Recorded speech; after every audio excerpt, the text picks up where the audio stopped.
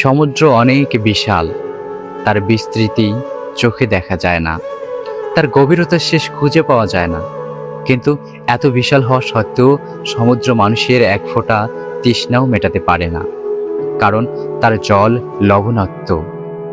অন্যদিকে একটি ছোট্ট কলসের দিকে তাকালেই দেখা যায় তার ধারণ ক্ষমতা খুবই সীমিত, তবুও সেই কলসের পানি মানুষের তৃষ্ণা মেটায়, পথিককে স্বস্তি দেয়, এমনকি অনেক সময় জীবনও বাঁচায়।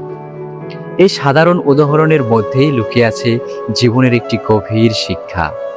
আমাদের সমাজে অনেকেই সম্পদ, ক্ষমতা, পদমর্যাদা কিংবা খ্যাতির ভিত্তিতে মানুষকে বড় বলে বিবেচনা করে, কিন্তু প্রকৃত অর্থে বড় হওয়া এসবের উপর নির্ভর করে না।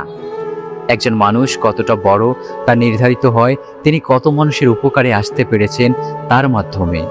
যার অনেক অর্থ আছে কিন্তু সে কারো দুঃসময়ে পাশে দাঁড়ায় না, তার সে সম্পদের মূল্য সমাজের কাছে খুব বেশি নয়।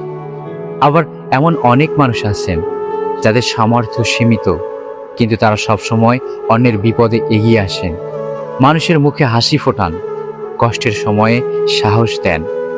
সমাজের প্রকৃত সম্পদ তারাই। একটি গাছ নিজের জন্য ফল ধরে না, নদী নিজের জন্য বয়ে চলে না, সূর্য নিজের জন্য আলো দেয় না।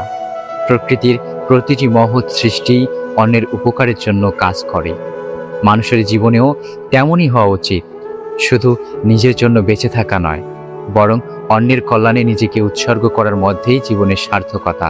তাই আমাদের মনে রাখতে হবে, যার অনেক কিছু আছে সেই বড় নয়, বড় সেই যে তার সামর্থ্য অনুযায়ী মানুষের কাজে আসে, মানুষের উপকার করে এবং সমাজকে কিছু দিতে পারে। কারণ মানুষের প্রকৃত মহত্ব তার অর্জনে নয়, তার অবদানে, তার সম্পদে নয়, তার মানবিকতায়। জীবনের শেষে মানুষ আমাদের ধন, সম্পদ, পদ, পদবি বা ক্ষমতার জন্য স্মরণ করবে না, স্মরণ করবে আমাদের ভালোবাসা, সহানুভূতি এবং মানুষের জন্য করা কাজগুলোর জন্য। তাই সত্যিকারের বড় হতে চাইলে বিশাল সমুদ্র হওয়ার চেয়ে উপকারী কলস হওয়ার চেষ্টা করাই শ্রেয়।